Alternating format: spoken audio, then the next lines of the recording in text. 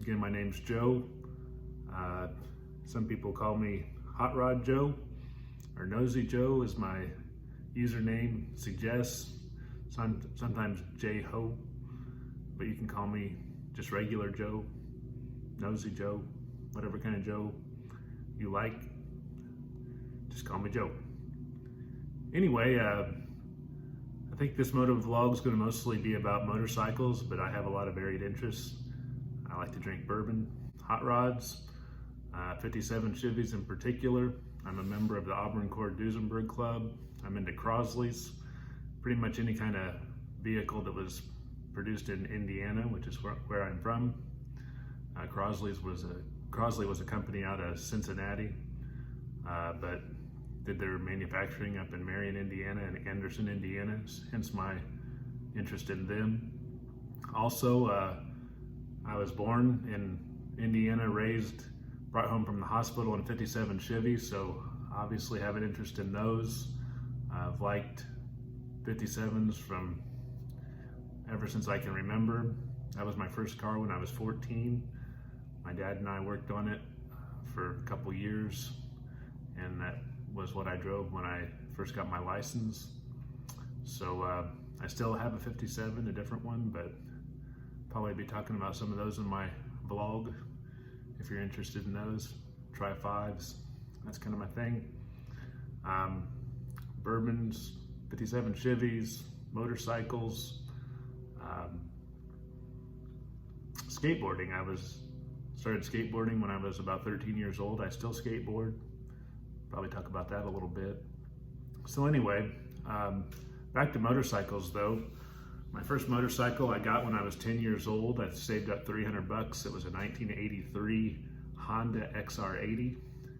If I recall, it had a 5-speed transmission, just like motorcycles today do. Clutch. Learned how to ride that way. Very fun bike. I did jumps on it and learned how to wreck. Learned how to ride in wet grass. So I rode across fields and stuff in Indiana when I was young.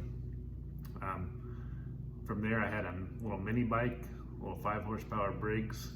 That's the only bike I've really dumped hard on. I remember going around a curve and hitting some gravel and just laying the bike down and really scraping myself up. I know I wrecked a lot on that Honda, but the little mini bike's what tore me up the worst. Went from that to street bikes. I had a KZ 400 that I took my motorcycle test on and passed, and then I sold that to a guy that his wife used to get her test taken and passed on, and he told me later on that like 8 or 10 people had passed their motorcycle test with that little KZ 400. It was a nice little 2-cylinder bike. Had a KZ 650, which is a real nice balance bike. And then I moved on to Harleys as for my street bikes. I did have another Honda XR 600. That was another dirt bike that I rode off-road with, which was it was a thumper. It was a single cylinder 600, and it had a compression relief. I think it was on the left-hand side for when you kick-started it. It was not electric start. You couldn't kick it without that compression relief. Like I said, I got into Harleys after that, partly because my dad was into Harleys. He had always had a Harley growing up. And when I was 16, he let me ride his Harley just around town up in Indiana. It was I'd say about a 1990 lowrider, I think it was. It had the Evo engine, and I just got on it and rode it with no problem with my experience on that Honda XR80. And that's the cool thing about starting out on a little dirt bike with a clutch, is you learn how to ride that and you can ride anything. So I rode that Harley, and I thought that was pretty cool, just the way the V-twin sounded and felt throughout the bike. Just kind of how those, if you've ridden a Harley, you don't have to explain it, but that just got me into Harleys. So kind of in my early 20s, or mid-20s maybe, I got a Harley Ultra Classic. It was a full dresser bike. I got it off of a guy from work. I didn't keep it very long. That was back when Harleys were hard to get and you had to wait in line for a new one. And that guy had an opportunity to buy a new one, and they wouldn't offer much on a trade. So I bought his, gave him a little bit more money than his trade was for it. And I only kept it about a year and sold it for more. And that's kind of how it was back then. You couldn't lose money on a Harley hardly, if you timed it right. So that kind of got me into Harleys, but then I got married and had kids, and I didn't really have a motorcycle for a while. I had retained my license because I always thought I might want to get one. And then last year, my kids kind of got old enough that I wasn't so worried about them depending on me if something would happen. My wife became more comfortable with the idea of me having a bike again. And so I got a Triumph. I'd always wanted a Triumph. And I'd thought about, maybe getting into this adventure bike riding and stuff. So I got a Tiger, and it was a neat bike. It was a triple 1050cc. Real nice bike. I rode it back and forth to work, put about 3,000 miles on it last summer.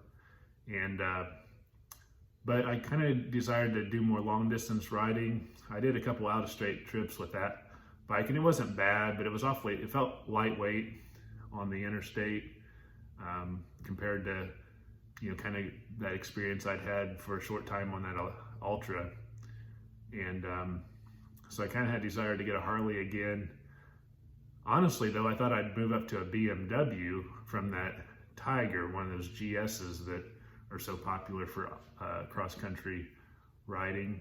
And I went to the Harley dealer in Louisville, which actually is a BMW dealer as well, which, as I understand it, is the only one in the country that is both a Harley and a BMW dealer. And I test rode the GS, and honestly, I thought I wanted that flat two-cylinder. And after riding it, it was okay. And it wasn't, maybe that 1050 kind of spoiled me. That triple and the Triumph's kind of underrated as how zippy it is. And I just wasn't super impressed with the GS, and it was a 1200. It wasn't the new 1250. And the guy asked me if there was anything else I wanted to ride. So I said, well, let me try that new Heritage, because I've been reading a lot how those were redesigned in 18, and it had the new Milwaukee Twin, which I'd read a lot about. And so I thought, let me try that while I'm here. I didn't think I really wanted another Harley. I was kind of impressed with the long suspension travel and what you could do with the adventure bikes. But I tell you what, I got on that new Heritage Softail, and I was impressed. I was like, man, that is a super nice bike. They've improved those Softails so much more from where they were in the 90s. I mean, not that they were bad, but I mean, the Dynas were always a better riding bike. And now they've kind of crossed the Dyna and the Dyna and the Softails kind of into the same family of bikes. And hell of a nice bike. Highly recommend it. I didn't buy one there, but I ended up buying one used a little bit later from up in Ohio that I got a good deal on. And then fast forward to this spring, and I was riding that Heritage totally happy, and my wife actually became interested in riding with me, and which was pretty cool because she never really thought she wanted to be on a bike before. And so we rode on that Heritage a little bit, and she quickly said, you know what, I'd ride a lot more if I was more comfortable in the back. So first thing I tried to do with that Heritage was upgrade the seats and get her tour pack to lean on and all that. But when it came down to it, there's the rear suspension setup and everything on that Heritage. And what I started to notice with both of us on it, I really lost a lot of lean angle, and it just wasn't fun for me to ride as much with her on it.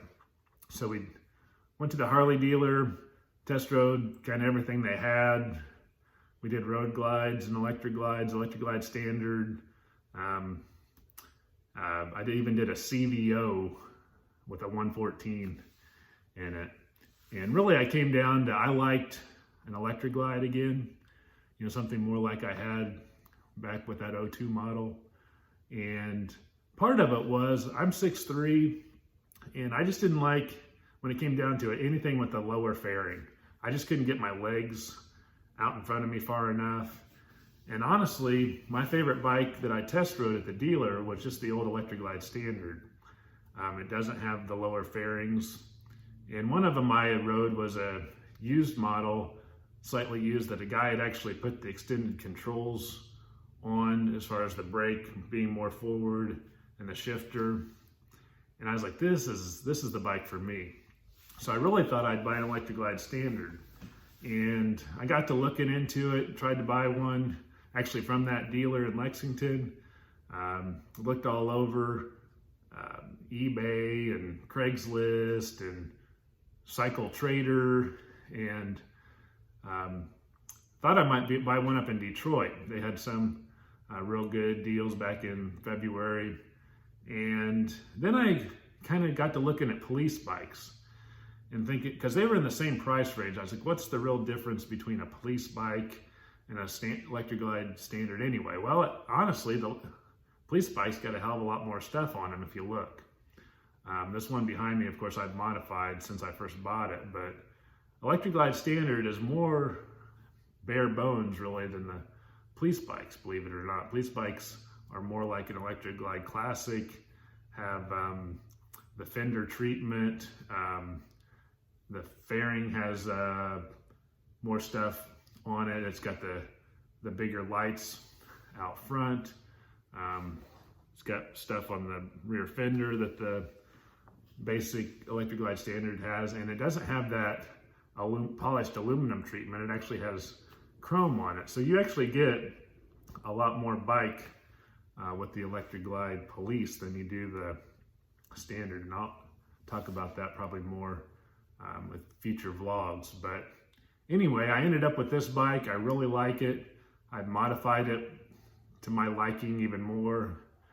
Put the touring seat on it, so my wife's real happy. Actually went away from the emulsion shocks that it had in the rear. I couldn't get those dialed in right, so I actually went to an older model air shock, and I really like that. So I'll talk about that more in the future. But anyway, my plans are to take some trips this year, do modifications on the bike. I got several projects here in the garage I'll want to talk about. But if that's the kind of thing you're into, please follow my channel, and looking forward to talking to you. And that's it for my first one. Later.